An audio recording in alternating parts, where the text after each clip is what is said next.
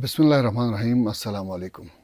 एक खुसूसी प्रोग्राम के साथ आपकी खिदमत में हाज़िर हुआ हूँ। और जैसा कि आप जानते हैं कि गिलगित बल्तिस्तान के कई अज़ला गुज़श्ता कई रोज़ से मुसलसल एहतिजाजी सिलसिलों की ज़द में हैं। इसका बैकग्राउंड क्या है, कौन सही है कौन गलत है, हम इन मामलात पे नहीं पड़ेंगे, क्योंकि ये अहले दानिश हुकूमती ज़िम्मेदारान खुसूसन उलमाए किराम का काम है। ताहम आइंदा ऐसे हालात से कैसे बचा जा सकता है, इस पे बात हो सकती है। और इस पे बात करने के लिए आज हमने दो शख्सियात को दावत दी है, चिलास से और स्कर्दू से, और बहुत मोहतात अंदाज में हम सवालात इनके सामने रख रहे हैं। और हम उम्मीद करते हैं कि हम में से किसी की गुफ्तगू से किसी की दिल आज़ारी नहीं होगी, बल्कि मोहब्बत को, अमन को और भाईचारगी को फ़रोग़ मिलेगा। इस उम्मीद के साथ हम प्रोग्राम आपकी खिदमत में पेश कर रहे हैं। हमारे पहले मेहमान है फैज़ुल्लाह फ़िराक, जो कि चिलास से हमारे साथ शामिल हो रहे हैं। और फैज़ुल्लाह फ़िराक बुनियादी तौर पर शायर हैं, अदीब है, लिखारी है, मुख्तलिफ़ आर्टिकल्स लिखते हैं अखबारात में और सोशल मीडिया के ऊपर, और हुकूमती ओहदों पर साबिक़ अतवार में फ़ाइज़ भी रहे हैं। और सबसे बड़ी अहम बात यह है कि फैज़ुल्लाह फ़िराक अमन के लिए काम करते हैं, मोहब्बत के लिए काम करते हैं, और सच बोलते हुए किसी तरह का खौफ महसूस नहीं करते। हालिया वाक़यात पर भी फैज़ुल्लाह फ़िराक की गहरी नज़र है, उन्होंने इस पर लिखा भी है, बोला भी है। तो पहले हमारे मेहमान है फैज़ुल्लाह फ़िराक, जबकि दूसरे हमारे मेहमान स्कर्दू से हमारे साथ शामिल हो रहे हैं ख्वाजा कासिम नसीम। बहुत मोतबर नाम है सहाफ़त के हवाले से, और साथ ही न सिर्फ ये लिखते हैं बल्कि तारीख़ी वाक़यात के ऊपर लिखते हैं, हक़ाइक़ के ऊपर लिखते हैं, और इस हवाले से इनकी किताबें भी शाये हो चुकी हैं। कासिम नसीम का इस फील्ड में बड़ा तजुर्बा है, सहाफ़त की फ़ील्ड में, और साथ इस तरह के जो नाजुक मामलात हैं, इन हालात में इनका हमेशा मुस्बित किरदार रहा है। वक्त ज़ाया किए बगैर हम मेहमानों की तरफ चलते हैं। आप दोनों का बहुत शुक्रिया, अपने कीमती औकात में से हमारे लिए आपने वक्त निकाला। आप दोनों मसरूफ़ हैं, इसका भी मुझे अंदाज़ा है। आगाज़ करते हैं फैज़ुल्लाह फ़िराक से, और साथ में यही सवाल कासिम नसीम साहब भी इसका जवाब देंगे। तो पहले फ़िराक साहब की तरफ चलते हैं। फ़िराक साहब, मौजूदा जो हालात हैं, गुज़श्ता कई रोज़ से जो धरने हो रहे हैं चिलास में, स्कर्दू में और बास दीगर जगहों पे, इन हालात को ठीक करने के लिए एक तो हुकूमत की ज़िम्मेदारी अपनी जगह, उसके अलावा दीगर जो ज़िम्मेदार तबक़े हैं और ख़ुसूसन उलमाए किराम का क्या किरदार हो सकता है? बिस्मिल्लाहिर्रहमानिर्रहीम। ज़िशान भाई, बहुत शुक्रिया आपका। आपका जो सवाल है कि मौजूदा हालात में जो उलमा का दीगर या ज़िम्मेदार तबक़ात का जो किरदार है, तो ये बड़ा अहम किरदार है। गिलगित बल्तिस्तान में क़याम अमन के हवाले से ख़ास तौर पर, और मसलकी जो झगड़े हैं उनके हवाले से स्पेशली उलमा का किरदार सबसे ज़्यादा बनता है। और उसके बाद जो स्टेक होल्डर्स हैं, यहाँ के मुख्तलिफ़ तबक़ात हैं, उनके कंधे पर भी बड़ी ज़िम्मेदारी आयद होती है, क्योंकि गिलगित बल्तिस्तान हम सब का घर है, और इस घर की तामीर हम सब पर ज़िम्मेदारी बनती है। इसको तामीर करना है। इस घर को हमने झगड़ों के नज़र नहीं करना, इस घर को हमने फसादात के नज़र नहीं करना, इस घर को हमने मसलकी तनाज़ात के नज़र नहीं करना। ये घर जिस तरह पुरअमन रहेगा, इतना ही ये घर फलेगा फूलेगा। उलमाए किराम की ज़िम्मेदारी ये बनती है कि वो बग़ैर तहक़ीक़ के या किसी और सुनी सुनाई बात को या कुछ इस तरह की बात को जिससे दिल आज़ारी हो, उनको नहीं करना जाए। ये एक डाइवर्सिटी है गिलगित बल्तिस्तान में। इसके अंदर तमाम मसलक मसालिक और जो हैं, वो इस गुलदान के फूल हैं, इस गुलदस्ते के फूल हैं। हम इन फूलों से खुशबू उस वक्त महसूस करेंगे जब हम एक दूसरे का एहतराम करेंगे, जब हम एक दूसरे के अकायद का एहतराम करेंगे, जब हम एक दूसरे के अकाबरीन का एहतराम करेंगे, जब हम एक दूसरे के मुक़द्दसात का एहतराम करेंगे। तो मेरी बात यह है कि हम मुश्तरका तौर पर मुश्तरकात पे ही चलें, हम दिल आज़ारी ना करें। किसी को मानना ना मानना, ये किसी भी स्कूल ऑफ थाट की अपनी ओपिनियन हो सकता है, ठीक है, उसका हक़ है। इख्तलाफात भी माशरे के और खुसूसन है, ये सैकड़ों साल पर मुहित इख्तलाफात है, लेकिन गिलगित बल्तिस्तान एक ऐसी सोसाइटी है, वहाँ पे हर मसलक के तमाम मसालिक के लोग रहते हैं। तो वहाँ पे इख्तलाफी बातों का ज़्यादातर प्रचार और इजहार मेरे ख़्याल में इस सोसाइटी के लिए ज़हर हिलाल से कम نہیں ہے۔ سب سے بنیادی ذمہ داری کسی علاقے میں بالخصوص گلگت بلتستان کا جو کلچر ہے اس میں امن و امان کے حوالے سے علماء کا ہی کردار بنتا ہے، اور ماضی میں بھی علماء کا مثبت کردار رہا ہے گلگت بلتستان میں امن کے قیام میں، اور ابھی بھی وہ امن، پیار اور محبت کی بات کو عام کر سکتے ہیں۔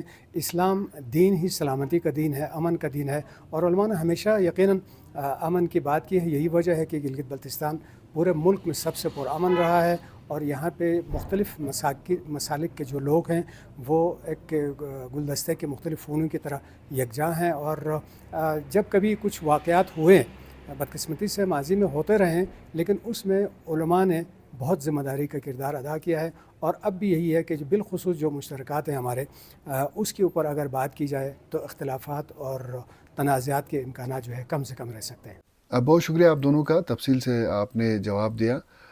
اسی حوالے سے ایک اور سوال میرے ذہن میں آ رہا ہے کہ ماضی میں بھی مختلف مسالک کے درمیان، مذاہب کے درمیان اختلافی مسائل پر لڑائی جھگڑوں کی نوبت آئی اور مسائل پیدا ہوئے، تو ان لڑائی جھگڑوں کا کیا نتیجہ نکلا؟ کیا لڑائی جھگڑوں کے ذریعے ان مسائل کو حل کیا جا سکتا ہے؟ جہاں تک ماضی میں یہ جو مسلکی اختلافی مسائل پر جو لڑائیاں ہماری ہوئی ہیں، اس کا تو کوئی نتیجہ آج تک نہیں نکلا ہے، اور ایسی لڑائیاں تاریخ میں ہمیشہ بے نتیجہ رہی ہیں، اور بغیر نتیجے کی یہ لڑائیاں ختم ہوئی۔ ان لڑائیوں کو کوئی نتیجہ نہیں ہوتا ہے۔ آپ 80s کی جو دہائی سے لے کر آج تک دیکھیں کہ ہم نے بے گناہوں کا خون بہایا، ہم نے اپنے شہر برباد کیے، ہم نے اپنی دکانیں جلائی، ہم نے نفرتوں کے نئے نئے پودے لگائے، ہم نے اس پر اپنی اپنی دکانیں سجائی، ہم نے اس مسلکی جھگڑے کو اپنے لیے کاروبار بنایا اور اس خطے کا ستیہ ناش کر کے رکھ دیا۔ اور ہماری جھگڑوں کو انتشار کی وجہ سے اس خطے کا جو پوٹینشیل تھا، جس کی بنیاد پر ہم اکنامک ایکٹیویٹیز کر کے بہت آگے جا سکتے تھے، وہ رک گئے۔ ہم نے نوجوان نسل کی ذہنوں میں ایک تفریق ڈال دی، انتشار ڈال دی۔ اختلافات کہاں نہیں ہوتے ہیں؟ دنیا کے ہر مہذب ممالک کے اندر اختلافات موجود ہیں۔ کیا دنیا کا کوئی ایسا ملک ایسا ہے کہ جہاں صرف ایک ہی مذہب ہو اور ایک ہی قوم ہو اور ایک ہی رسم رواج رکھنے والے لوگ موجود ہو؟ ایسا نہیں ہے۔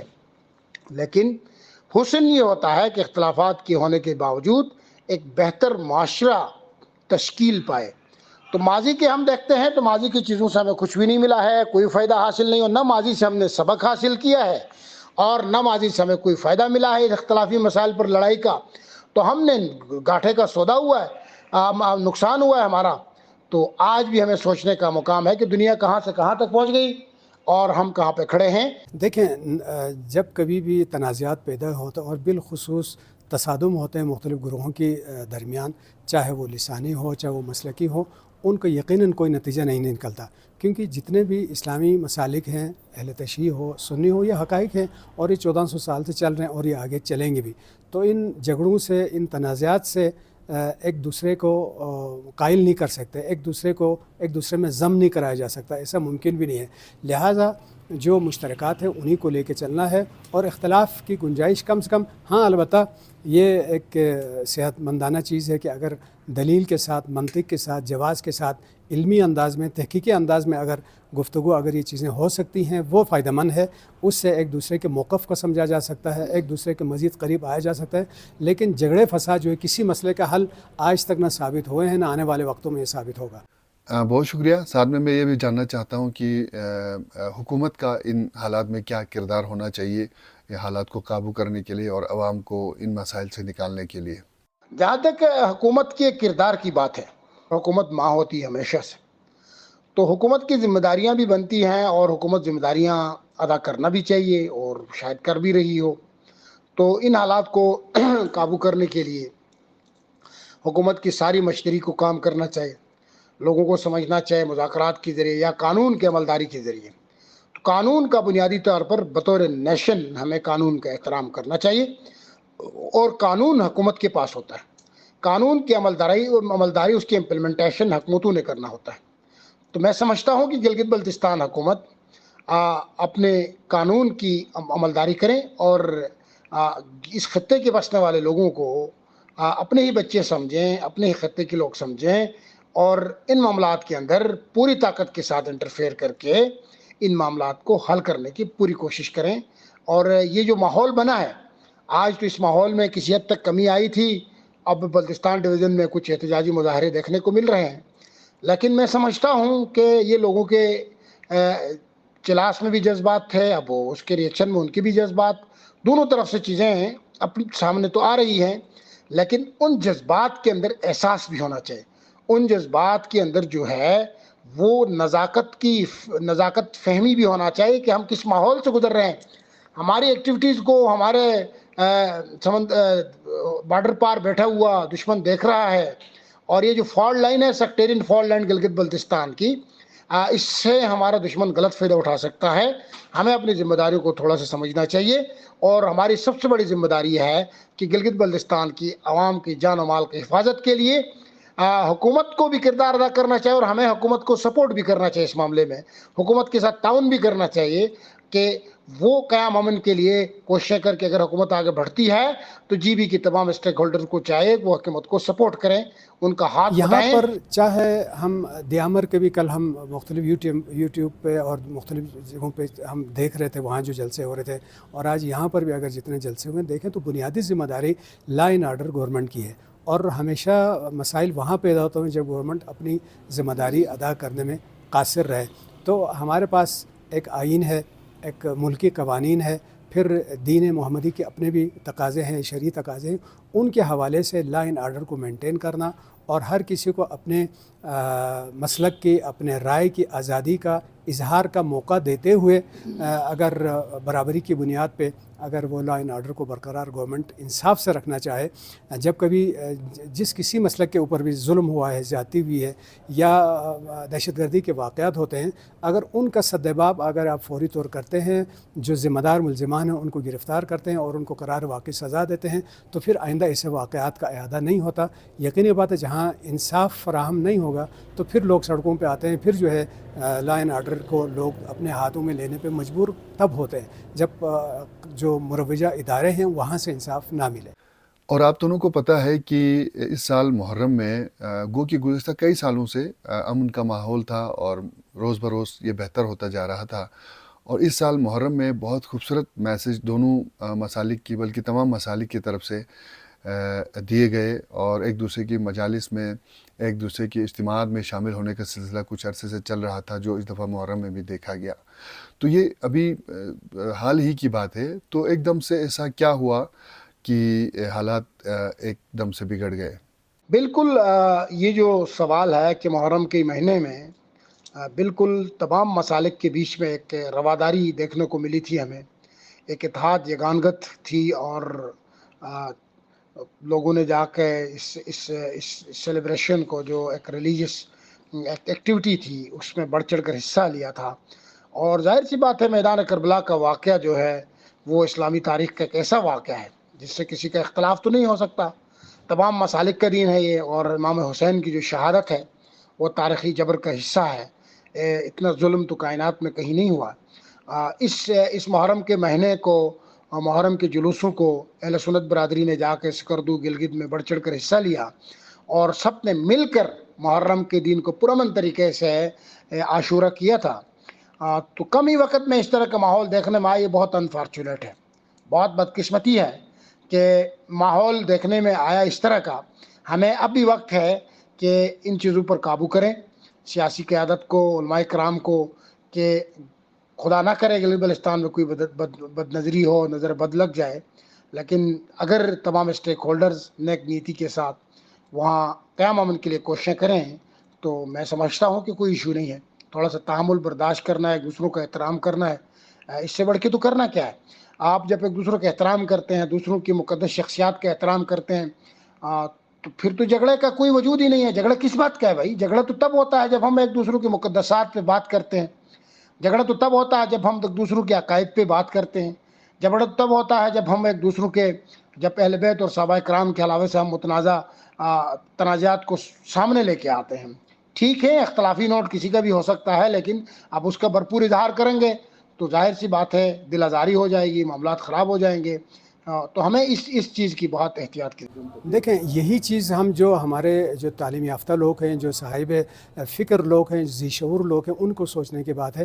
مثالی یہ گزشتہ اگر آپ گلگت بلتستان کو بالخصوص گلگت ٹاؤن کو دیکھ لیں تو دونوں مساجد سے خطبے اس انداز میں ہوتے تھے، وہ ایک دوسرے کو یعنی محاذ جنگ لگتا تھا، لیکن بہت سالوں سے اس میں بہت تبدیلی آئی۔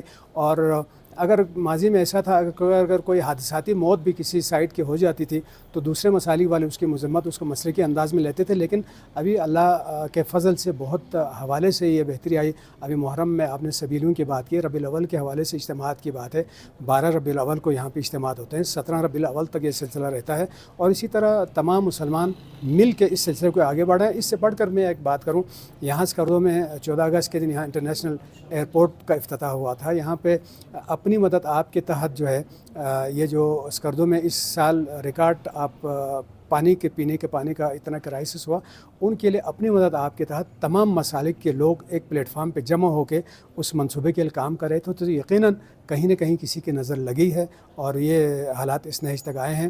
تو ابھی بھی کچھ نہیں گزرا کہ مختلف مسالک کے علماء جو یہاں پہلے بھی ذمہ داری کا مظاہرے کرتے رہے ہیں، یہاں کے اکابرین ہیں، یہاں کے نوٹیبلز ہیں، وہ اپنا کردار ادا کریں اور بیچ میں برج کا کردار ادا کریں تو یہ فاصلے پھر بھی نمٹ سکتے ہیں۔ آپ دونوں کی گفتگو کے دوران ایک سوال میرے ذہن میں آ رہا تھا کہ یہ جو اختلافی مسائل ہے مسالک کے درمیان اور تاریخی ہے، یہ ایک عرصے سے یہ معاملات چل رہے ہیں، تو کیا آج ہم بیٹھ کے ان تاریخی جو اختلافات ہیں ان کو ختم کر سکتے ہیں؟ اگر نہیں تو پھر تصادم سے بچنے کا کیا طریقہ ہو سکتا ہے؟ بھائی جان یہ سوال جو ہے، اس سوال کا جواب آج تک کسی کو نہیں ملا ہے۔ یہ صدیوں سے جاری جو تاریخی اختلافات ہیں اس کو کیسے ختم کیا جا سکتا ہے؟ وہ اختلافات جو سینکڑوں برسوں پر محیط ہیں اس کو ہم ختم کرنے نکلے ہیں تو وہ تو ختم نہیں ہو سکتے۔ دیکھو لوگوں کے تاریخی اختلافات ہیں، اسلامی تاریخ کے اندر اختلافات ہیں، بہت ساری چیزوں پہ کنسنسس نہیں ہے، تو یہ اختلافات ہو کے تو فرقے بنے ہیں نا، اختلافات ختم کرو گے تو فرقے بھی ختم ہو جائیں گے۔ تو یہ نہ پہلے تاریخ میں ختم ہوئے ہیں نہ یہ اختلافات ختم ہو سکتے ہیں۔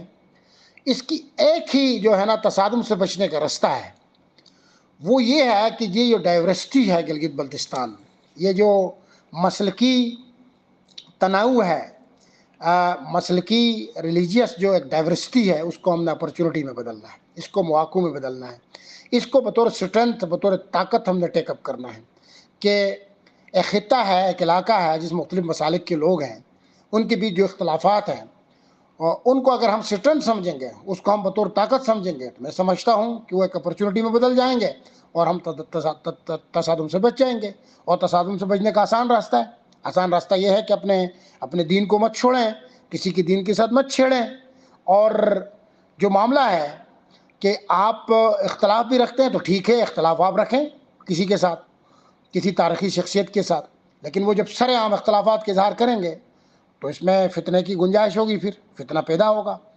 تو ہمیں ضرورت اس بات کی ہے کہ گلگت بلتستان کی سینسٹیوٹی کو، وہاں کے ڈائیورسٹی کو سمجھتے ہوئے تصادم سے بچنے کے لیے ہمیں احترام انسانیت کے ایجنڈے کو اپنانا ہوگا، اور تمام مسالک کے جو اکابرین ہیں، ان کے مقدسات ہیں، ان کو رسپیکٹ کرنا ہوگا اور ان کا احترام کرنا ہوگا، اور خطے کے لارجر انٹرسٹ میں امن کے لیے، زمین پر امن قائم کرنے کے لیے بہت ساری آپ سے مسلطوں سے بھی گزرنا ہوگا اور بہت ساری چیزوں سے آپ کو گزرنا ہوگا۔ یہ میں نے پہلے بھی گزارش کی تھی، یہ جتنے مسالک اسلام کے ہیں وہ حقیقتیں ہیں، اور یقیناً ہر کسی کے پاس اپنے عقائد اور اپنے مسلک کے حوالے سے دلائل موجود ہیں اور وہ اسی کے حوالے سے آگے بڑھ رہے ہیں۔ تو ایک جو بہترین فارمولہ جو عموماً کہا جاتا ہے، کسی کے عقیدے کو چھیڑو مت اور اپنے عقیدے کو چھوڑو مت، اگر اس فارمولے پہ تمام مسالک کے لوگ عمل پیرا ہوں تو جو ہے وہ آگے آنے والا دن جو ہے وہ اتحاد کا ہوگا، وہ یکجہتی کا ہوگا۔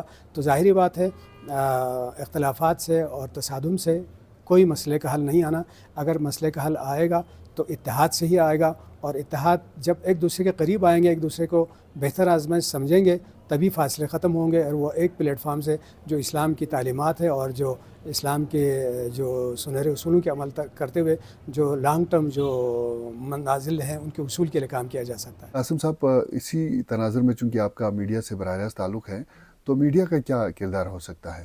دیکھیں ابھی جو ہے سب سے زیادہ خطرناک چیز میڈیا کا ہو گیا. پہلے تو ایسا تھا کہ پرنٹ میڈیا اور الیکٹرانک میڈیا جس کے معین نمائندے ہوتے تھے ملکی سطح پہ, علاقائی سطح پہ, اب ایک سوشل میڈیا تیسرا بھی اس میں آ گیا. اور سوشل میڈیا کے میں امیچور اور اس طرح کے بھی سلسلے ہوتے ہیں, کیونکہ اس میں ایک دوڑ لگی ہوتی ہے کہ میں پہلے نیوز بریک کروں, میں پہلے نیوز بریک کروں. تو بغیر تحقیق کی جب چیزیں آگے بڑھائی جاتی ہیں سوشل میڈیا کے حوالے سے تب مسائل آتے ہیں. لہٰذا میڈیا کے لیے بھی مختلف ملکوں میں تو خیر اکیڈمیز ہوتی ہیں جہاں ان کی باقاعدہ تربیت ہوتی ہے, کون سی چیز آگے جانی چاہیے, کون سی چیز ہمارے قومی, ملی اور علاقائی مفاد میں ہے, کون سے مفاد میں نہیں ہے. تو اس حوالے سے سنجیدگی کا مظاہرہ میڈیا کو بھی کرنا چاہیے کہ ایسی چیزیں آگے کریں جس سے ہمارے اتحاد کو فروغ ملے, جس سے خطے کی تعمیر و ترقی ہو, اور جس سے مجموعی طور پہ مسلمان اور انسان ایک دوسرے کے قریب آ سکیں, ایک دوسرے سے دور نہ بھاگیں. ایک سوال اور میرے ذہن میں آ رہا تھا, میں اس پہ سوچ رہا تھا کہ یہ سوال مجھے پوچھنا چاہیے یا نہیں, لیکن دونوں شخصیات جو پروگرام میں شامل ہیں سمجھدار ہیں اور حالات کی نزاکت کو سمجھنے والے ہیں, تو یہ سوال میں سامنے رکھ رہا ہوں کہ آغا باقر الحسینی کی شخصیت کے حوالے سے ان دونوں بات چیت چل رہی ہے کہ وہ ان کے ایک بیان کو لے کر یہ سارا معاملہ ہوا ہے. تو کیا ان کا ماضی بھی ایسا ہے, وہ ماضی میں بھی اس طرح کے بیانات دیتے رہے ہیں, یا اچانک کچھ ایسا ہو گیا کہ ان کے بیان کو یا ان کی شخصیت کو بڑھا چڑھا کے پیش کیا جا رہا ہے؟ اور ساتھ میں یہ بھی ایڈ کر دوں کہ آغا باقر الحسینی گزشتہ کئی مہینوں سے ایک مہم چلا رہے ہیں جو بہت بڑی مہم ہے اسکردو کے عوام کے لیے. ایک سمجھ لیجئے کہ ایک بقا کا مسئلہ ہے. شتونگ نالہ ڈائیورژن یا جو فیالونگ ڈائیورژن ہے, اس مہم کو بڑی پذیرائی ملی عوام میں, گلگت بلتستان سطح پہ, پورے پاکستان میں, اور خصوصاً اسکردو کی بات کریں تو یہاں رہنے والے تمام مسالک نے, تمام طبقوں نے اس کی حمایت کی اور سب مل کے ان کا ہاتھ بٹا رہے تھے. تو کہیں ایسا تو نہیں کہ اس مہم کی وجہ سے ان کو ان کے اس بیان کو بڑھا چڑھا کے پیش کیا گیا, یا ان کو متنازع کرنے کی, اس مہم کو ناکام کرنے کی کوئی کوشش تو نہیں کی جا رہی؟ ذیشان بھائی, یہ جو باقر الحسینی کی جو شخصیت ہے, جو سوال آپ نے اٹھائے پہلے سے متنازع ہے, تو ہم نے تو پہلے سے اس کا نام نہیں سنا اس طرح کا. ہم تو پہلی دفعہ میں ذاتی طور پر سن رہا ہوں. ہمیں نہیں کرنا چاہیے اس کا اظہار. ٹھیک ہے, اختلاف اپنی جگہ پہ رکھیں, لیکن جب ان باتوں کا اظہار آپ کریں گے تو پھر وہ چیزیں جو ہے نا وہ امن, اور لوگ اس کو ٹالریٹ نہیں کرتے. تو آغا باقر الحسینی کا ہم نے پہلے امن کے حوالے سے خدمات کا سنا تھا, ہارمنی اور پیس کے حوالے سے بھی ان کا نام ہم نے پہلے سنا تھا. لیکن پہلی دفعہ مجھے ذاتی طور پہ بھی مایوسی ہوئی, یار ایک ایسے آدمی جو پیس کی بات کرتا تھا اچانک ان اختلافات کو, جو صدیوں سے ہیں یہ اختلافات, ان کو کھل کے اظہار کیوں کر رہا. اور خطے میں کسی بھی مذہبی اسٹیک ہولڈر کو اور مقدس شخصیات کے حوالے سے, صحابہ کے حوالے سے یا اہل بیت کے حوالے سے, وہ زبان درازی اس خطے کی کسی بھی آدمی کو نہیں کرنا چاہے جو اس خطے کو سوٹ نہیں کرتا. تو اچانک ایک دم اس لیے وہ اس کی شخصیت جو ہے نا موضوع گفتگو بنی. تو یہ شتونگ نالہ والے مہم کی جو بات ہے, اس کا تو مجھے اتنا آئیڈیا نہیں ہے کہ اس کے حوالے سے کون سے طبقات سرگرم ہو گئے, کون نہیں ہو گئی, اس بارے میں تو میں نہیں جانتا. جو شتونگ نالہ اگر عوامی انٹرسٹ میں ہے, اگر وہاں لوگوں کی دلچسپی ہے, اس میں لوگوں کا فائدہ ہے, تو ٹھیک ہے, اس میں کوئی ایسی دو رائے نہیں ہے. یہ اگر پاسبل ہے تو یہ ہونا چاہیے. جی, میں نے ابھی حال ہی میں عرض کیا تھا, آغا صاحب شروع سے یہاں پہ نائب امام جمعہ کے طور پہ خدمات انجام دے رہے ہیں. کبھی ان کے خطبے سے کسی کی دل آزاری نہیں ہوئی, کہیں کسی لسانی حوالے سے, گروہی حوالے سے, مسلکی حوالے سے کوئی اختلافی بات سامنے نہیں آیا. چھتوں کا معاملہ ہے وہ 2012 سے اب تک زیر التوا ہے, اور بہت سارے مطالبات کے باوجود اب تک اس پہ کام نہیں ہو سکا تھا. یہ آغا باقر ہی ہے جن کی قیادت میں ہمارے نہ صرف بلتستان اسکردو کے بلکہ جتنے مسالک یہاں پہ بستے ہیں ان سب کو, کیونکہ پانی کا مسئلہ تھا تو بلا تفریق مسئلہ کو ملت سب آغا صاحب کی قیادت پہ متفق تھے. اور بہت کم عرصے میں, اگرچہ یہ 2-2.5 ارب روپے کا پروجیکٹ ہے, انہوں نے اس منصوبے پہ نہ صرف اس کو انجینئرز کے ذریعے فیزیبل قرار دے گئے بلکہ پیسے بھی جمع, ان کی قیادت کے اوپر سب کا اعتماد تھا. تمام مسالک کے لوگوں نے, تمام زبان بولنے والے لوگوں نے پیسے جمع کیے, اور ابھی اس منصوبے کے اوپر عملی طور پر کام ہو چکا ہے, بلکہ لگ بھگ 1 مہینہ ہو چکا ہے کہ اس کا پروگریس جاری ہے. تو یہ میں سمجھوں, جس طرح میں نے ابھی بات کی تھی کہ یہاں ابھی جو محرم میں سبیلیں اہل سنت برادری کی طرف سے لگے, ربیع الاول مل کر منایا گیا, اور یہاں پہ انٹرنیشنل ایئرپورٹ کا افتتاح ہوا, فیلونگ میں سارے مسالک مل کے کام کرنے لگے. تو تو یقیناً کوئی نہ کوئی اس طرح کے سلسلے ہوں گے جن کو یہ اتحاد اور یہ چیزیں پسند نہیں ہوں گی. تو ادھر سے آگے جتنے مسالے کے اکابرین ہیں ان کو ذمہ داری کا مظاہرہ کرتے ہوئے ان عناصر پر نظر رکھنی چاہیے جو اختلافات کو ہوا دیتے ہیں, جو کمزوریوں کو آگے پیش بہت زیادہ اچھالتے ہیں, جس کی وجہ سے مسائل آتے ہیں. تو ہمیں امید ہے آنے والے وقتوں میں ذمہ داری کا مظاہرہ کرتے ہوئے جہاں جہاں کمزوریاں ہیں, جہاں نقائص رہی ہیں, ان پر نظر ثانی کرتے ہوئے مثبت پہلوؤں کے ساتھ آگے بڑھنے کی کوشش کریں گے. اچھا, ہم جب بھی احتجاج کرتے ہیں تو ہماری پہلی ترجیح یہ ہوتی ہے کہ ہم شاہراہوں کو بند کر دیں, سڑکوں کو بند کر دیں. تو یہ کیسا رویہ ہے؟ کیا یہ ٹھیک ہے؟ کیا اس کے علاوہ کوئی طریقہ ہو سکتا ہے کہ ہم اپنا احتجاج مؤثر طریقے سے کر سکیں؟ جہاں تک یہ سوال ہے شاہراہوں کو بند کرنے سے مسائل کا, تو بالکل نہ شاہراہیں بند کرنے سے مسائل حل ہوتے ہیں, نہ چوک چوراہے بند کرنے سے مسائل حل ہوتے ہیں, نہ گولیاں چلانے سے ہوتے ہیں, نہ تشدد سے ہوتے ہیں, نہ قتل و غارتگری سے مسائل ہوتے ہیں. مسائل کا حل جو ہے وہ افہام و تفہیم سے ہے, مسائل کا حل رواداری سے ہے, مسائل کا حل تدبر سے, بصیرت سے, برداشت سے, ٹالرنس سے. تو یہ مسئلے تب حل ہوں گے جب ہم کو ایگزسٹنس کی طرف جائیں گے. یہ مسئلے تب حل ہوں گے جب ہم ایک دوسرے کا احترام کریں گے. یہ مسئلے تب حل ہوں گے جب اپنے مقدسات کی, ایک دوسرے کے عقائد کا احترام کریں گے. تو یہ مسئلے حل ہی حل ہیں. نہیں کریں گے تو یہ جھگڑے پہلے بھی تھے, ہوتے بھی رہیں گے. یہاں میں بات کو میں شارٹ کرتا ہوں. ابھی جس طرح شاہراہ قراقرم بند تھا, لوگوں کا پرامن مظاہرہ, پرامن مطالبہ کرنا یقیناً لوگوں کا ایک آئینی حق ہے. کسی بھی ملک کے آئین میں یہ حق حاصل ہے. ہمارے ملک پاکستان, وطن عزیز پاکستان کے آئین میں بھی یہ حق حاصل ہے.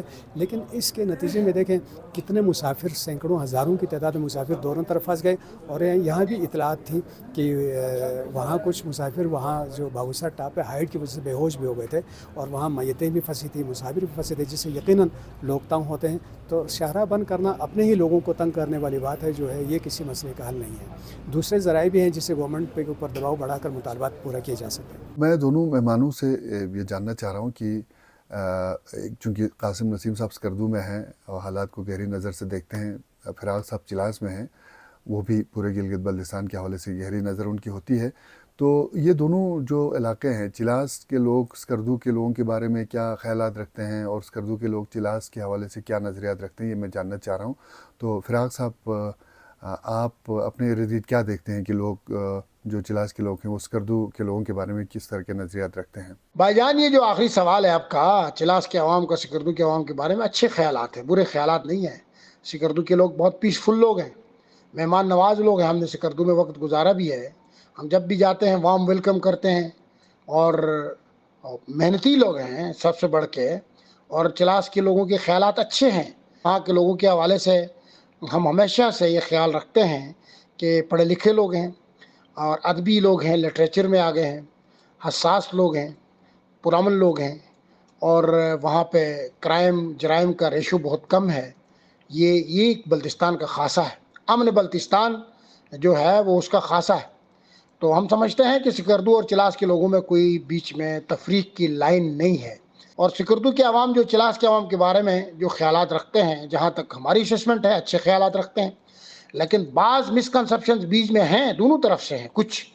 وہ آہستہ آہستہ انشاءاللہ وقت کے بدلتے ہوئے دھارے کے ساتھ یہ چیزیں کم ہوں گی. ہم ایک دوسروں کو سمجھیں گے. اور ماضی میں بھی ہمارے عنایت اللہ شمالی صاحب اور اس کی قیادت میں بہت سارے امن کے وفود بلتستان گئے, وہاں سے ملے, پھر بلتستان کے لوگ چلاس آئے. تو ہمیں ایک دوسروں کی بیچ گیپ ختم کرنے کے لیے ہمیں بلتستان جانا چاہے, بلتستان والوں کو چلاس آنا چاہے. جو کمیونیکیشن گیپ ہے, جو مسکنسپشن ہے, اس کو ختم کرنا چاہیے. ہمیں ایک انسان ہے, اور احترام انسانیت دنیا کا سب سے بڑا فیکٹر ہے. اور ہمارے درمیان اگر کوئی مسکنسپشن ہے تو بھی آج کی نوجوان نسل کو چاہے کہ وہ ان بیریئرز کو ختم کریں, ان رکاوٹوں کو ختم کریں, آگے بڑھیں, ایک دوسروں کو سمجھیں, اور اس خطے کے پوٹینشیل کو سمجھیں, اس خطے کے مسائل کو سمجھیں. ہمارے مسائل ایک ہیں, ہمارے نقصانات بھی ایک ہیں, ہمارا نفع و نقصان ایک ہے. میرا نقصان اور بلتستان کے نوجوان کا نقصان برابر ہے. ہمارا فائدہ ہو گیا تو ان کا بھی فائدہ. یہ خطہ ایک ہی ہے, یہ خطہ جسم ہے, اور اس خطے کو ہم نے ایک وجود کی طور پر ہے. اور یہ گلگت بلتستان کا اگر میں آنکھ ہوں تو بلتستان اس کے کان ہیں, گلگت اس کا دماغ ہے. اس جسم کو توانا, صحت مند اور خوشحال رکھنے کے لیے ہم سب نے مل جل کر اس خطے کی تعمیر کرنی ہے. جتنی تعمیر ہم مل کر اس خطے کی کریں گے, اس گلگت بلتستان کا فائدہ ہے, اور اس خطے کا فائدہ ہے. جتنا ہم نقصان کریں گے ہم سب کا نقصان ہے، اور ہمارے نفع و نقصان سانجے ہیں، اور اسی نریٹو، اسی فہم، اسی ادراک کے ساتھ ہمیں آگے بڑھنا چاہیے۔ اچھا، میں یہی سوال قاسم نسیم صاحب کے سامنے بھی رکھنا چاہ رہا تھا، اور کچھ اور باتیں بھی ہم کرنا چاہتے تھے، لیکن قاسم صاحب کی مصروفیت تھی، وہ چلے گئے ہیں۔ اور فراق صاحب، آپ نے بہت ٹائم دیا ہمیں، تفصیل سے گفتگو کی، بہت شکریہ آپ دونوں کا۔